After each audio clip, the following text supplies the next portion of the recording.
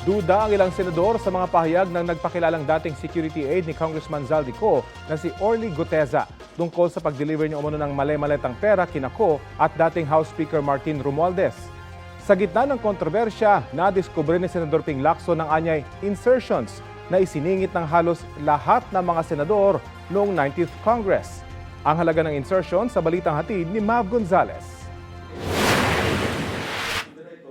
Nagulat daw si Senate President Pro Tempore Ping Lacson na sa 2025 General Appropriations Act, mahigit 100 bilyong piso aniya ang insertions o isiningit ng halos lahat ng senador ng 19th Congress.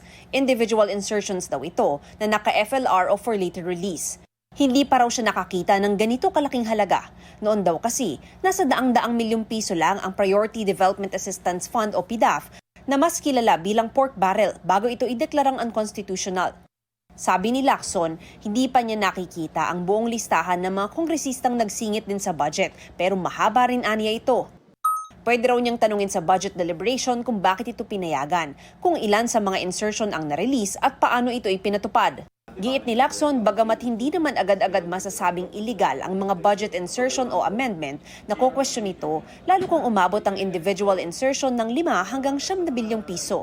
Nanawagan din ang senador sa mga kapwa mambabatas na iwasan ang paggamit ng tinatawag na leadership fund sa DPWH na nagbibigay daan para makapagsingit ng proyekto ang mga senador at kongresista kahit sa National Expenditure Program o NEP. Samantala, may mga senador na nababahala sa affidavit ni Orly Guteza, ang dating security aide ni Congressman Zaldico na nag-deliver umano ng mali-maletang pera kina Ko at dating House Speaker Martin Romualdez. Bukod kasi sa hindi pagsipot sa pulong niya sa Justice Secretary, pinasinungalingan ng 2 dating kasamahan niya ang kanyang pahayag.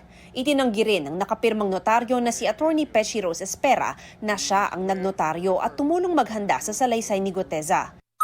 Sabi ni Lacson, makakatulong ang Manila Regional Trial Court na lutasin ang misteryo ng kontrobersyal na affidavit ni Guteza.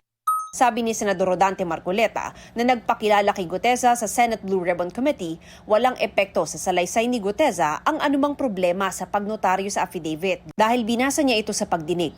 Sumumpa naman daw siya sa Blue Ribbon, binasa roon ang kanyang salaysay at tinanong pa ng mga senador.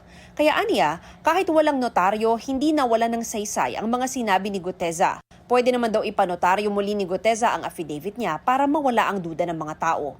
Tingin ni Marcoleta, may kredibilidad bilang testigo si Guteza dahil tinest niya ito at pinagtatanong sa mga sinabi niya, partikular sa mga umano'y maleta ng pera. Taliwas naman ang pananaw ni Senador Erwin Tulfo na may duda raw kay Guteza. Lalo pa raw nang itanggi ng notaryo na pinirmahan niya ang affidavit nito. Ngayon nga po, nawawala si Mr. Guteza, hindi na nga makita po, hindi na po matagpuan.